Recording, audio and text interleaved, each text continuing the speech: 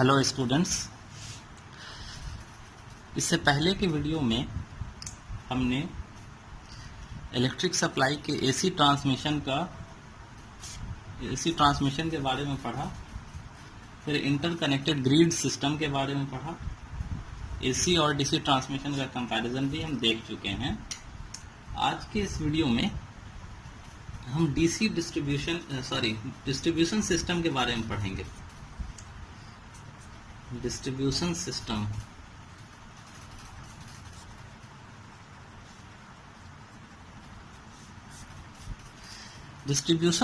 जो है, अगर इसे हम डिफाइन करना चाहें तो इलेक्ट्रिक सप्लाई को लोकल यूज के लिए अवेलेबल कराना वो डिस्ट्रीब्यूशन सिस्टम के अंदर आता है। या हम यूँ कहें कि सब स्टेशन से ट्रांसमिशन जहाँ पे एंड हो रहा है वहाँ पे से सब स्टेशन से कंज्यूमर के मीटर तक इलेक्ट्रिक जो पहुँचाना है वो डिस्ट्रीब्यूशन सिस्टम के अंदर आता है। तो अगर हम इसे डिफाइन करना चाहें तो हम इस तरीके से डिफाइन करेंगे। द पार्ट ऑफ पावर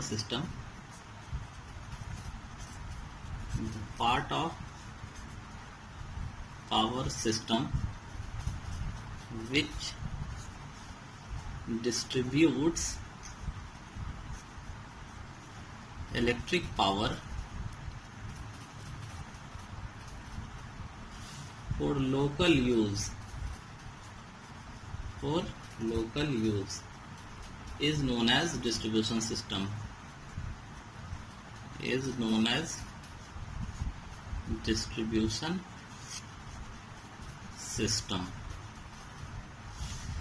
अब डिस्ट्रीब्यूशन सिस्टम के अंदर हमारा तीन बेसिक चीज़ है। एक होगा आपका फीडर, एक होगा डिस्ट्रीब्यूटर, एक होगा सर्विस मेंस। जैसे यहाँ पे डेफिनेशन के अकॉर्डिंग, डेफिनेशन में मैंने क्या बताया कि ट्रांसमिशन एंड जहाँ पे एंड हुआ, ट्रांसमिशन वाला पार्ट जहाँ पे एंड हुआ तो वहाँ पे एक सब स्टेशन होगा और सब स्टेशन से फिर अलग अलग लाइन में फीडर के जरिए सप्लाई किया जाएगा और फिर एक ट्रांसफार्मर लगा करके फिर डिफरेंट कंज्यूमर को दिया जाता है। तो जैसे मैं यहाँ पे बनाऊँ अगर, तो ये हो गया आपका सब स्टेशन। यहाँ से अलग अलग फीडर निकलेगा और ये फीडर से मैं अगर ये फीडर से फिर ट्रांसफार्मर जो आपके गली मोहल्ले के पास लगा रहता है, ये ट्रांसफार्मर 11 किलो वोल्ट को कन्वर्ट कर देता है 400 वोल्ट में और 230 वोल्ट इसका फेज वोल्टेज होता है। ये लाइन वोल्टेज है, ये फेज वोल्टेज है, तो इसे कन्वर्ट कर देता है इसमें। उसी तरीके से यहाँ भी डिस्ट्रीब्यूशन ट्रांसफार्मर होगा, यहाँ भी डिस्ट्रीब्यूशन ट्रांसफार्मर होगा और फिर यहाँ से इस डिस्ट्रीब्यूटर से फीडर, ये हो गया फीडर, ये हो गया आपका डिस्ट्रीब्यूटर और यहाँ से फिर वायर लगा करके हम घर में सप्लाई देते हैं,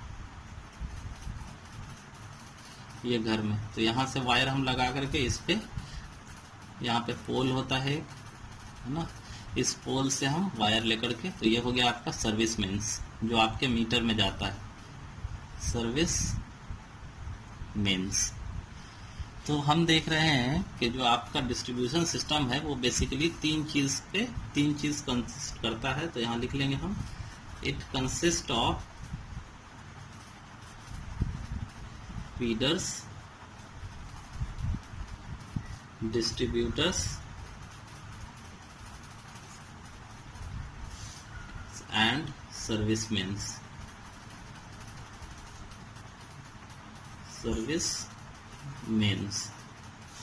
ये तीन चीजों को ये कंसिस्ट करता है। अब फीडर में आप ध्यान से देखेंगे तो फीडर में हम कहीं पे टैपिंग नहीं करते हैं। जो 11,000 का लाइन आया रहता है उसमें हम कहीं पे टैपिंग नहीं करते हैं। अब इसमें हम टैपिंग नहीं करते हैं तो इसके अक्रॉस जो हमें वोल्टेज मिलता है, यहाँ पे हमेशा कांस्टेंट वोल्टेज मिलेगा, कांस्टेंट वोल्टेज। लेकिन अगर डिस्ट्रीब्यूटर की अगर हम बात करें तो आपने देखा होगा कि आपके कॉलोनी में जो वायर आया रहता है उसमें हम जगह जगह पे जहां जहां पे पोल होता है वहां पे ढेर सारा वायर कनेक्ट रहता है, हर घर का वायर, है ना।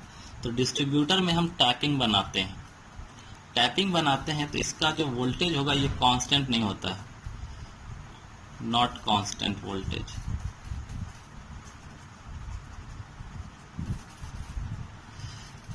तो इस तरीके से अगर फीडर, डिस्ट्रीब्यूटर और सर्विस मेंस तीनों को अगर हम डिफाइन करना चाहें तो फीडर को डिफाइन करेंगे कि it is defined as the, इसे हम डिफाइन अगर करना चाहें तो सब स्टेशन से जहां पे एरिया, जिस एरिया में हमें डिस्ट्रीब्यूट करना है इलेक्ट्रिक को, तो एरिया और सब स्टेशन को जो कनेक्ट करेगा वायर उसे हम कहेंगे फीडर। इसमें हम टैपिंग नहीं करते हैं, कांस्टेंट वोल्टेज मिलता है। अगर डिस्ट्रीब्यूटर को हम डिफाइन करना चाहें तो ये एक कंडक्टर होता है जिस पे हम टैपिंग बना करके कंज्यूमर्स को सप्लाई देते हैं। डिस्ट्रीब्यूटर को अगर हम डिफाइन करें तो distributor is a conductor from which tappings are taken out to supply the consumers. और सर्विस मेन्स को अगर हम डिफाइन करना चाहें तो ये एक स्मॉल केबल होता है जो कि कनेक्ट करता है डिस्ट्रीब्यूटर और कंज्यूमर के टर्मिनल को। अगर हम सर्विस मेन्स को डिफाइन करें तो ये स्मॉल केबल है जो कि डिस्ट्रीब्यूटर और कंज्यूमर टर्मिनल को, कंज्यूमर के घर को, कंज्यूमर के मीटर को कनेक्ट करता है डिस्ट्रीब्यूटर से। तो इस तरीके से मैं जो डिस्ट्रीब्यूटर, फीडर और सर्विस मेन्स तीनों का डेफिनेशन नोट कर लेता हूँ। फीडर, डिस्ट्रीब्यूटर और सर्विस मेन्स।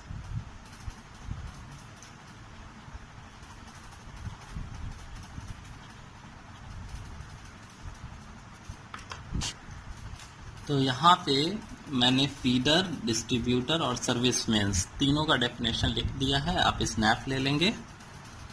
अब हम बात करेंगे क्लासिफिकेशन ऑफ डिस्ट्रीब्यूटर की। तो डिस्ट्रीब्यूटर को कितने भागों में क्लासिफाइड किया जाता है।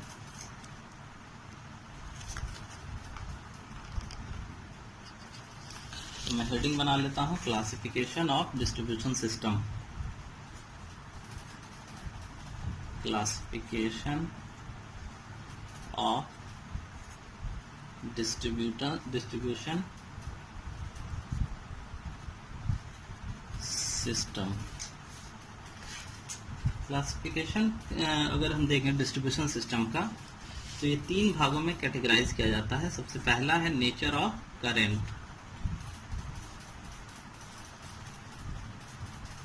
नेचर ऑफ करंट, आपका करंट जो है वो कैसा नेचर का है। दो तरीके का करंट होता है, एक होता है एसी, एक होता है डीसी। तो एसी डिस्ट्रीब्यूशन सिस्टम अलग है, डीसी डिस्ट्रीब्यूशन सिस्टम अलग है। तो नेचर ऑफ करंट के हिसाब से डिस्ट्रीब्यूशन सिस्टम के दो टाइप हुए। एक हुआ आपका एसी डिस्ट्रीब्यूशन सिस्टम,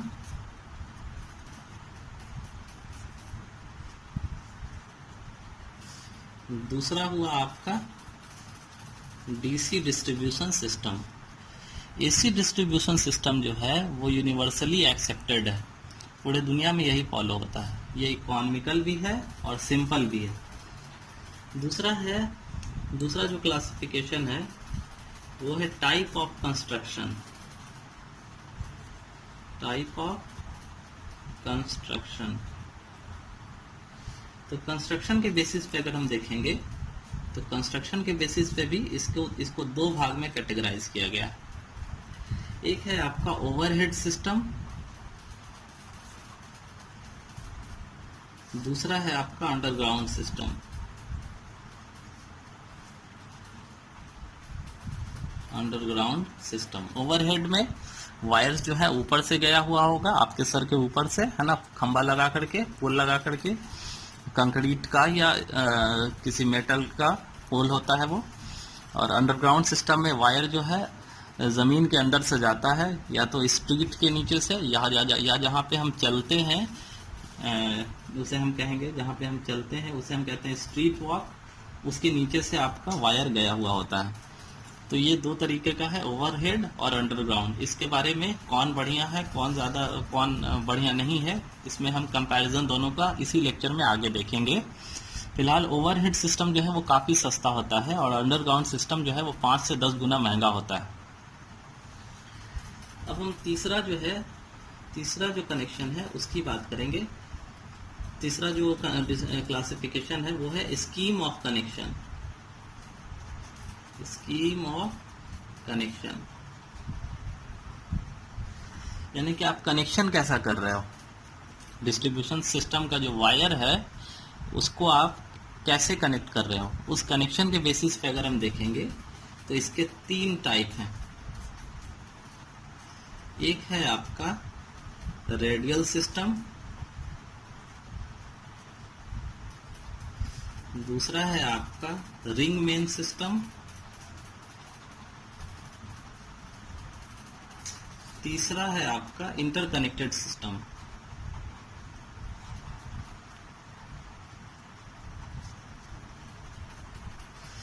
तीनों के बारे में मैं थोड़ा ओवरव्यू दूंगा आपको। वैसे इसके बारे में ज़्यादा आपको डिटेल में नहीं पढ़ना है। रेडियल सिस्टम जो है वो सबसे चीप है, सबसे बेकार है। उससे बेहतर है रिंग मेन और उससे सबसे बेहतर है इंटरकनेक्टेड सिस्टम। तो एक्चुअली रेडियल सिस्टम में होता क्या है वो आप समझ लीजिए कि जैसे अगर ये सब स्टेशन है, ये अगर कोई सब स्टेशन है तो इस सब स्टेशन से ढेर सारे फीडर निकले होंगे, है ना। ढेर सारा 11,000 का वायर होगा। ये मान लेते हैं फीडर ए है, ये फीडर बी है और ये फीडर सी है। अब किसी भी एक फीडर से, मान लिया इस फीडर से यहाँ पे एक ट्रांसफार्मर लगाएंगे हम, डिस्ट्रीब्यूशन ट्रांसफार्मर, जो कि इस 11,000 का जो फीडर आ रहा है इस 11,000 को कन्वर्ट करेगा 400 वोल्ट में।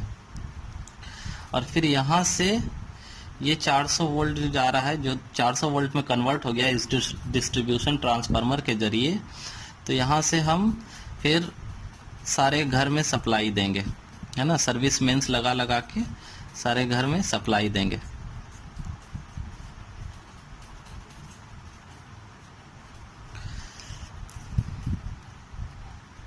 ये है आपका घर।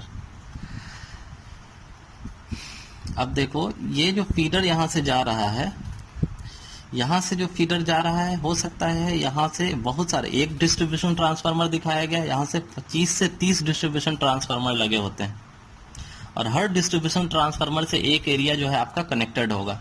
यहाँ से 25 से 30 डिस्ट्रीब्यूशन ट्रांसफार्मर कनेक्टेड होंगे।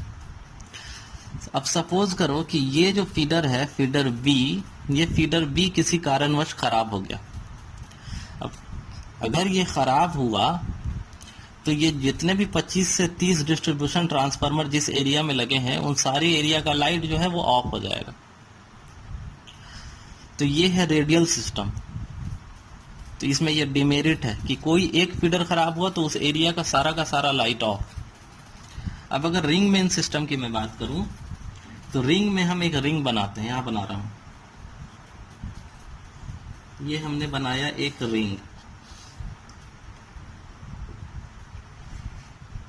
और इस रिंग में सब स्टेशन से सप्लाई आ रहा है। ये है आपका सब स्टेशन। सब स्टेशन में ये हो गया आपका फीडर और ये हो गया आपका डिस्ट्रीब्यूटर। फीडर आके कनेक्ट हुआ, ये डिस्ट्रीब्यूटर ए, डिस्ट्रीब्यूटर बी, डिस्ट्रीब्यूटर सी, डिस्ट्रीब्यूटर डी। यहां से हर डिस्ट्रीब्यूटर से हम एक एक वायर निकाल लेते हैं। सबका अपना अपना डिस्ट्रीब्यूशन ट्रांसफार्मर है। सब एक एक एरिया को सप्लाई दे रहा होगा। ये इसका डिस्ट्रीब्यूशन ट्रांसफार्मर है, सब एक एक एरिया को सप्लाई दे रहा होगा। अब यहाँ पे अगर ये वाला लाइन अगर खराब हो गया, ये लाइन अगर खराब हुआ, तो ये चूंकि रिंग है, यहाँ से सप्लाई ऐसे आएगा, ऐसे ऐसे ऐसे जाता रहेगा। सिर्फ ये एरिया डिस्टर्ब होगा आपका। बाकी ये जो एरिया है, जैसे इसमें 25-30 ट्रांसफार्मर कनेक्टेड थे, उस सारे एरिया का लाइट नहीं जाएगा, सिर्फ इस पर्टिकुलर एरिया का लाइट जाएगा।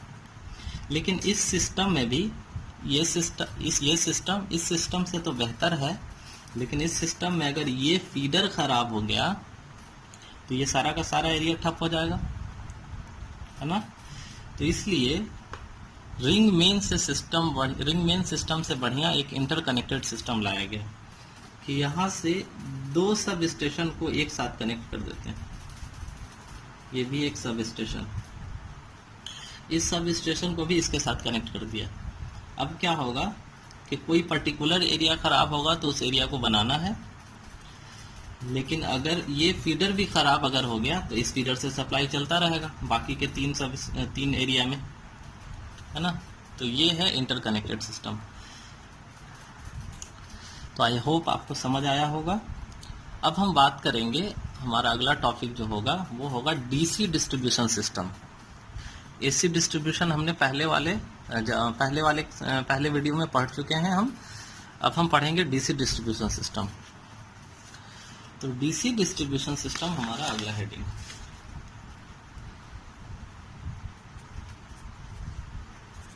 DC distribution system. DC distribution system जो है, हालांकि हम जानते हैं कि एसी जो है हर जगह पे इस्तेमाल होता है, लेकिन डीसी डिस्ट्रीब्यूशन जो है वो हम डीसी सप्लाई जो है वो हमें कहीं कहीं पे ज़रूरत पड़ती है। जैसे कि डीसी मोटर को स्टार्ट करने के लिए हमें डीसी सप्लाई चाहिए, और भी कई जगहों पे हमें डीसी सप्लाई चाहिए होता है।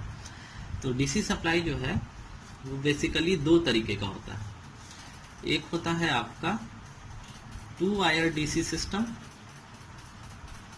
2 वायर डीसी सिस्टम, और एक होता है आपका 3 वायर डीसी सिस्टम।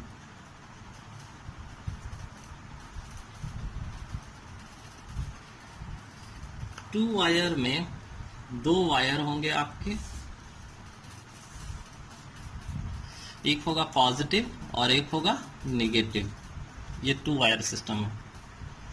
और जहां पे भी हमें लोड लगाना होगा, जो भी लोड लगाना होगा, लोड का एक टर्मिनल, जैसे मुझे मोटर कनेक्ट करना है तो लोड का एक टर्मिनल पॉजिटिव से कनेक्ट कर देंगे और दूसरा टर्मिनल नेगेटिव से कनेक्ट कर देंगे। इस तरीके से हम सप्लाई लेते हैं डीसी वायर सिस्टम से, डीसी 2 वायर सिस्टम से। अब अगर 3 वायर सिस्टम की मैं बात करूं तो 3 वायर में 3 वायर्स होंगे। ये एक पॉजिटिव और एक नेगेटिव, बीच में एक वायर हम लगा देते हैं न्यूट्रल के लिए, न्यूट्रल।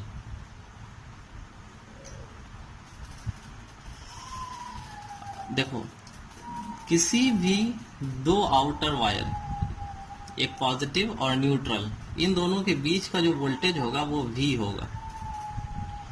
जितना यहाँ वोल्टेज होगा उतना ही नेगेटिव और न्यूट्रल के बीच का भी वोल्टेज होगा। जितना ये वोल्टेज है 220 ये है तो ये भी 220 है, 350 वोल्ट ये है तो ये भी 350 वोल्ट है। लेकिन अगर हमें ज़्यादा वोल्टेज चाहिए तो हम किसी भी 2 वायर, 2 आउटर वायर के बीच में अगर हम कनेक्ट करेंगे तो हमें 2 गुना वोल्टेज मिलेगा। यहाँ पे 350 वोल्ट है तो यहाँ पे हमें 2 वायर के बीच में कितना मिलेगा, 750 वोल्ट। इसका फायदा ये है, हालांकि कंडक्टर ज़्यादा लगेगा आपको इसमें, लेकिन फायदा ये है कि जब आप हैवी लोड चलाना चाहते हैं, जैसे कि मोटर, तो मोटर चलाना चाहते हैं तो आप दोनों आउटर वायर के बीच में मोटर को कनेक्ट कर दीजिए, आपको हायर लोड मिलेगा। अगर आप लोअर वोल्ट वाला इंस्ट्रूमेंट ऑपरेट करना चाहते हैं, जैसे कि बल्ब, लैंप, तो आप इन दोनों के बीच में कनेक्ट कर दीजिए। तो ये 3 वायर डीसी सिस्टम का फायदा है। अब हम बात करेंगे overhead system versus underground system. हमारा अगला हेडिंग जो होगा ओवरहेड वर्सेस अंडरग्राउंड।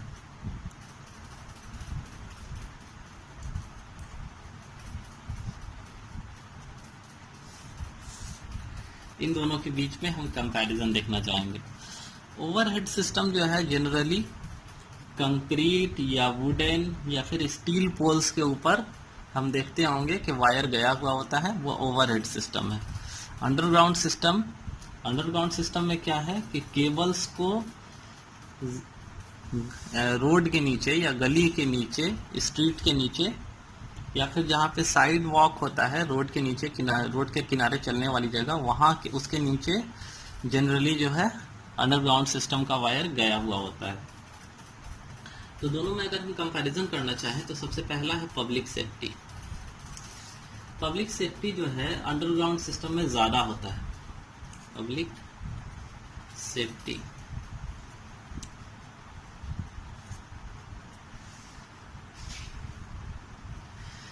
सेफ्टी जो है अंडरग्राउंड सिस्टम में ज़्यादा होगा, और चूंकि वायर अंडरग्राउंड है तो हजार्ड जो होता है, जो भी है स्पार्किंग का या फिर उसके ऊपर की कोई भी चीज़ गिर जाए, ओवरहेड सिस्टम में हम देखते होंगे कि जनरली कोई ना कोई चीज़ गिर जाती है, तो ये सब हजार्ड जो होता है उसके वजह से नुकसान जो होता है वो सब नहीं होता इसमें। तो मैं लिख लूँगा इसमें underground system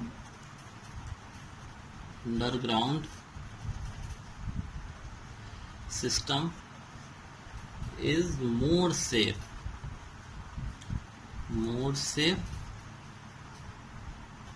and little chances of any hazard।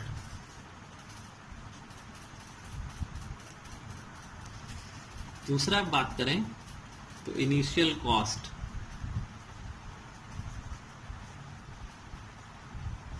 जो है वो आपका अंडरग्राउंड सिस्टम में 5 to 10 टाइम्स ज़्यादा आएगा ओवरहेड सिस्टम के कंपैरिजन में।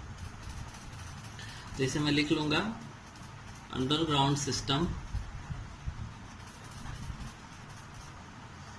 इज मोर एक्सपेंसिव, मोर क्या 5 to 10 times expensive than overhead system। तीसरा पॉइंट जो है वो है हमारा फ्लेक्सिबिलिटी।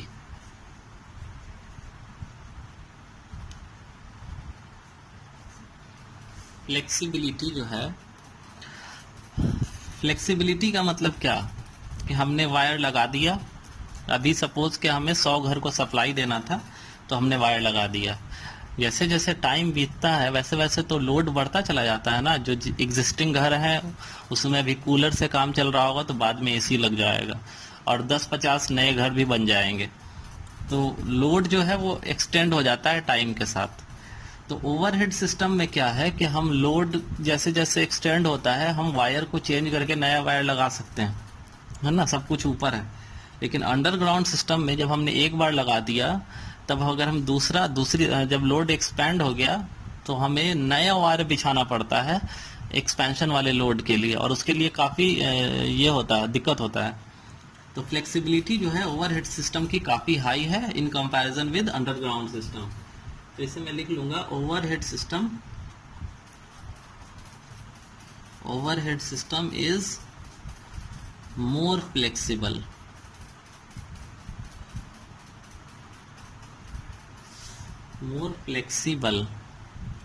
अगला जो पॉइंट है वो है हमारा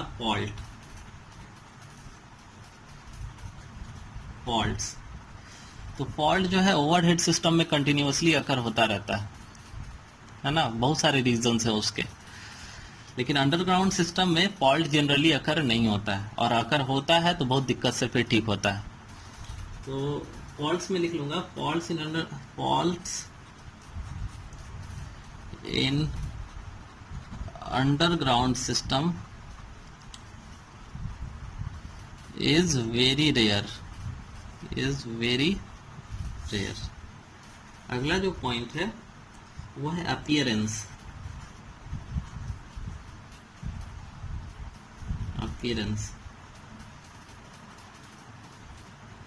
अब अपीयरेंस आप देखो ओवरहेड सिस्टम का ज्यादा अच्छा लगता है या अंडरग्राउंड सिस्टम का। ओवरहेड सिस्टम में हम देखते हैं कि तार का जंजाल बिछा होता है ना, एकदम कॉम्प्लेक्स लगता है, देखने से गंदा लगता है।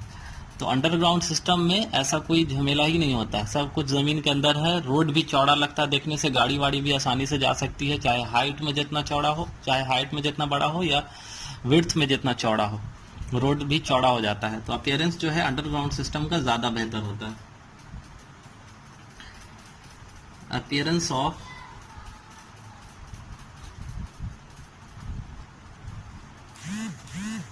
Underground system is better. अगला जो पॉइंट है वो होगा fault location and repairs. Fault location and repair. तो फॉल्ट जो है अंडरग्राउंड सिस्टम में हमने देखा कि बहुत रेयर है, लेकिन जब फॉल्ट अकर होता है तो उसका लोकेशन क्या है वो पता करना भी दिक्कत होता है, और पता कर भी लें तो उसका रिपेयरिंग भी बड़ी मुश्किल से हो पाता है। जबकि ओवरहेड सिस्टम की अगर हम बात करें तो हमें इजीली दिख जाता है कि फॉल्ट कहाँ पे है, और उसका रिपेयर भी हम आसानी से कर पाते हैं। तो फॉल्ट लोकेशन रिपेयर के मामले में ओवरहेड सिस्टम जो है वो बेहतर है। तो इसे मैं लिख लेता हूँ, लिटिल चांसेस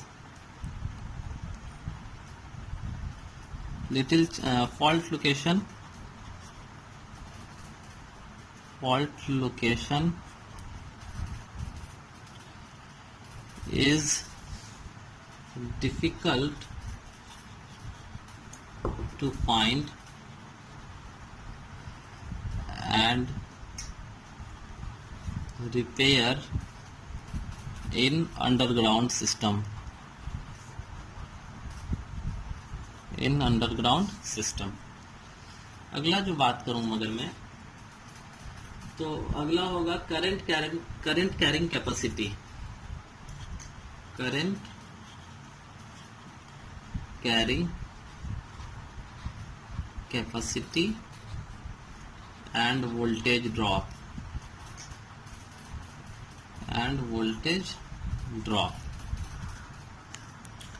देखो, करंट कैरिंग कैपेसिटी की अगर बात करें तो ओवरहेड सिस्टम का करंट कैपेसिटी बहुत अच्छा होता है।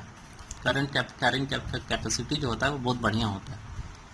लेकिन वोल्टेज ड्रॉप की अगर हम बात करें तो वोल्टेज ड्रॉप जो है अंडरग्राउंड सिस्टम में बहुत कम होता है। क्यों कम होता है? क्योंकि उसमें जो वायर होते हैं वो बिल्कुल एक दूसरे के करीब करीब होते हैं, क्लोज स्पेसिंग होता है उन दोनों के बीच में, है ना। बहुत कम स्पेस होता है। कम स्पेस होने की वजह से दोनों कंडक्टर के बीच का जो इंडक्टिव रिएक्टेंस होता है वो भी कम हो जाता है। तो रिएक्टेंस कम होगा तो वोल्टेज ड्रॉप भी कम होगा। तो करंट कैरिंग कैपेसिटी जो है, इसमें मैं लिख लेता हूं, overhead current carrying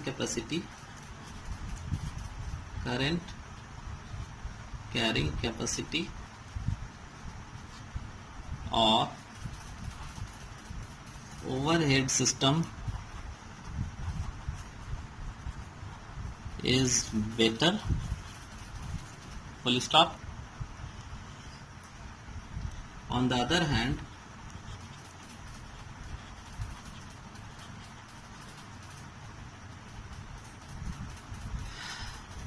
underground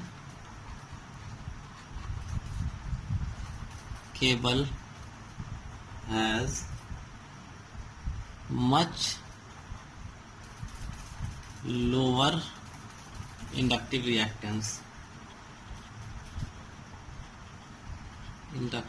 reactance. Reactance due to closer spacing of conductors.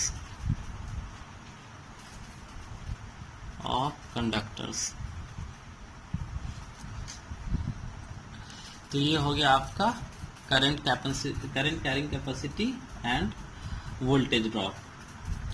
अगला जो होगा हमारा वो होगा यूजफुल लाइफ।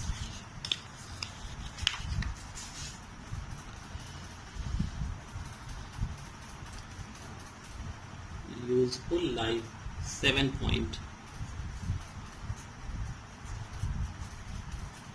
Useful life.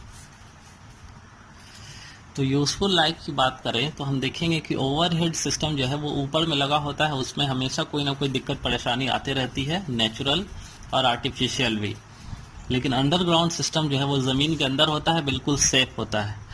तो लाइफ की अगर बात करें तो अंडरग्राउंड सिस्टम की लाइफ बहुत ज़्यादा होती है, लगभग 50 साल चलता है अंडरग्राउंड सिस्टम वाला वायर, जबकि ओवरहेड सिस्टम वाला लगभग 25 साल ही चलेगा, यानी कि 2 गुना लाइफ होता है अंडरग्राउंड सिस्टम वाले वायर का। तो इसे मैं लिख लूं, अंडरग्राउंड सिस्टम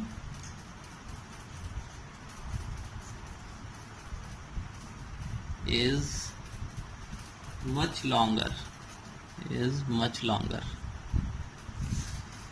अगला जो पॉइंट है वो हमारा maintenance cost.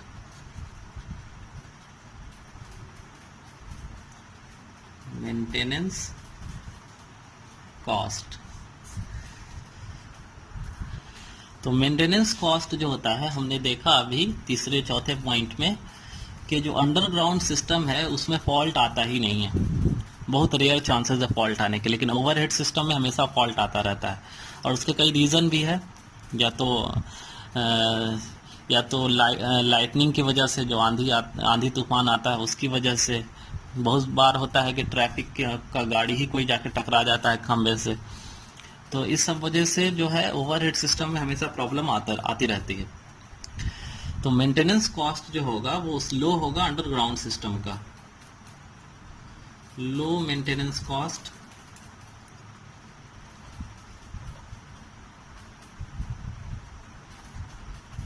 Of underground system.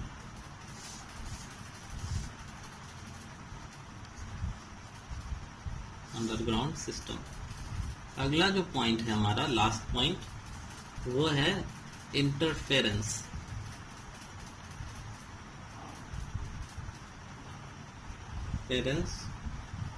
With communication circuit.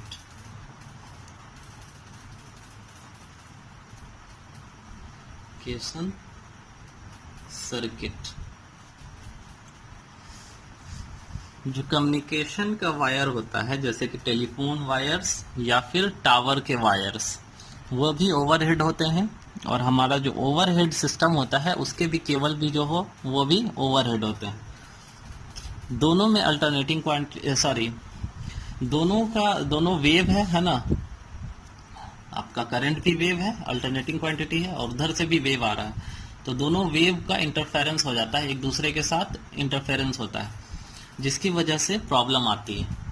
अब दोनों का इंटरफेरेंस होता है तो प्रॉब्लम ये आता है कि जो हमारा कम्युनिकेशन सर्किट वाला है, जो कि इंफॉर्मेशन को कैरी कर रहा है, उसका वेव शेप ही चेंज हो जाता है, जिसकी वजह से जो मैसेज एग्जैक्ट है, जैसे हेलो अगर मैं बोल रहा हूँ तो हेलो की जगह पे आवाज़ में डिस्टॉर्शन होगा, या हेलो कुछ नॉइज में कन्वर्ट हो जाएगा।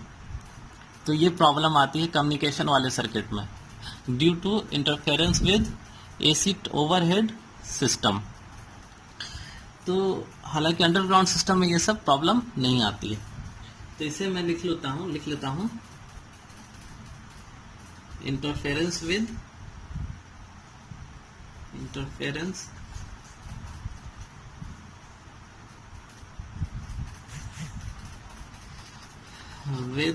Telephone lines.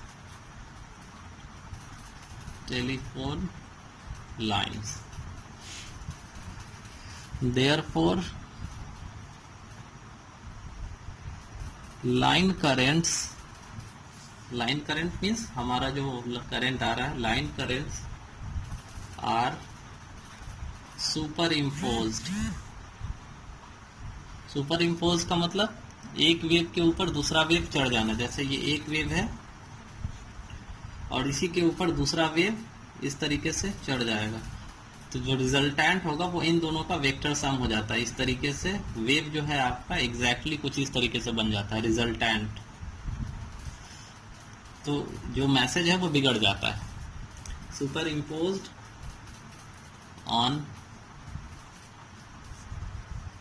On speech currents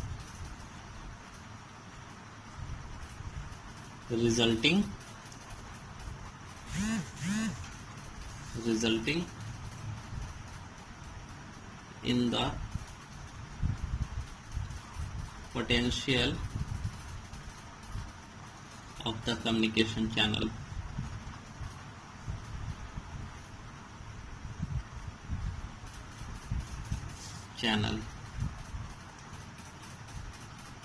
Being raised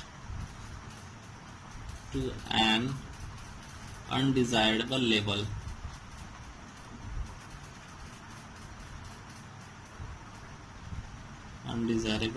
यानी कि नॉइज में कन्वर्ट हो गया। तो ये है कंपैरिजन ओवरहेड सिस्टम का और अंडरग्राउंड सिस्टम का। अब हम बात करेंगे रिक्वायरमेंट्स ऑफ डिस्ट्रीब्यूशन सिस्टम। तो रिक्वायरमेंट ऑफ डिस्ट्रीब्यूशन सिस्टम मतलब कि डिस्ट्रीब्यूशन सिस्टम से हम क्या उम्मीद रखते हैं, कैसा होना चाहिए आपका डिस्ट्रीब्यूशन सिस्टम। तो डिस्ट्रीब्यूशन सिस्टम जो होना चाहिए, सबसे पहली बात कि प्रॉपर वोल्टेज आना चाहिए। हम देखते होंगे जनरली अपने घर में कि वोल्टेज का वेरिएशन जो है वो बहुत ज़्यादा होता है। जनरली गांव में ये ज़्यादा प्रॉब्लम आता है कि वोल्टेज जो है कंटिन्यूअसली फ्लक्चुएट करता रहता है। हालांकि ऐसा होना नहीं चाहिए। प्लस माइनस 6% का वेरिएशन जो है वो अलाउ है, यानी कि 230 वोल्ट अगर आपके घर में होना चाहिए 220 वोल्ट, तो उसमें से प्लस माइनस 6% अगर ऊपर नीचे है तो वो चलता है, लेकिन अगर इससे ज़्यादा है तो फिर वो दिक्कत है। तो प्रॉपर वोल्टेज में अगर प्रॉपर वोल्टेज ना हो तो उसमें नुकसान क्या है ये देखिए। सबसे पहली बात कि अगर प्रॉपर वोल्टेज नहीं होगा तो एक तो सरकार का भी लॉस है, उसका रेवेन्यू जो है वो उसको लौट के नहीं आएगा। जिस खर्च से उसने बिजली को बनाया है वो रेवेन्यू उसको लौट के नहीं आएगा। क्यों नहीं आएगा? क्योंकि अगर प्रॉपर वोल्टेज नहीं होगा तो अप्लायंसेस सही से नहीं चलेगा। दूसरी बात कि अगर प्रॉपर वोल्टेज नहीं है तो अगर लो वोल्टेज है तो लो वोल्टेज के केस में भी आपका मोटर जल सकता है, लाइटिंग बल्ब वगैरह खराब हो सकते हैं। सेम केस हाई वोल्टेज के केस में भी है कि अगर बहुत ज़्यादा हाई वोल्टेज आ जाता है तो उस केस में भी आपका बल्ब वगैरह जो जल सकता है। तो वोल्टेज कांस्टेंट होना ज़रूरी है कंज्यूमर एंड पे, ठीक है। दूसरी बात कि अवेलेबिलिटी ऑफ पावर।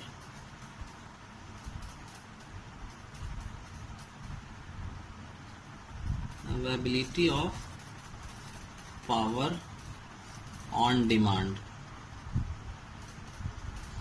यानी कि जिस टाइम डिमांड है पावर की उस समय डिस्ट्रीब्यूशन सिस्टम को चाहिए कि वह पावर को अवेलेबल कराए। अब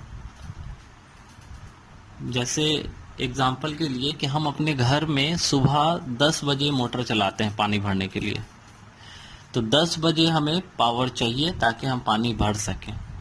अगर नहीं होगा तो फिर हमें प्रॉब्लम है और सरकार का भी लॉस है कि उस समय इलेक्ट्रिक सप्लाई यूज़ नहीं हुआ। तो इसके लिए हर एरिया का जो सप्लायर है, जहां सब स्टेशन है आपका, वहां पे एक स्टाफ को रिक्रूट किया जाता है ताकि वो रीड कर सके कि कब आपका सप्लाई आने वाला है, तो वो सप्लाई का डिमांड आने वाला है तो वो उस समय पावर को अवेलेबल करा सके, है ना।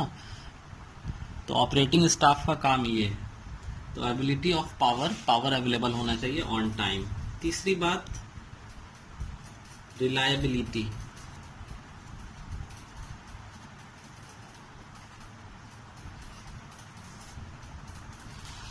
तो रिलायबिलिटी मीन्स के क्या कि आज के दौर में हर घर में जो है एक्स्ट्रा लाइटिंग होती है ना, ज़रूरत से ज़्यादा मतलब अपने ऐश आराम के लिए।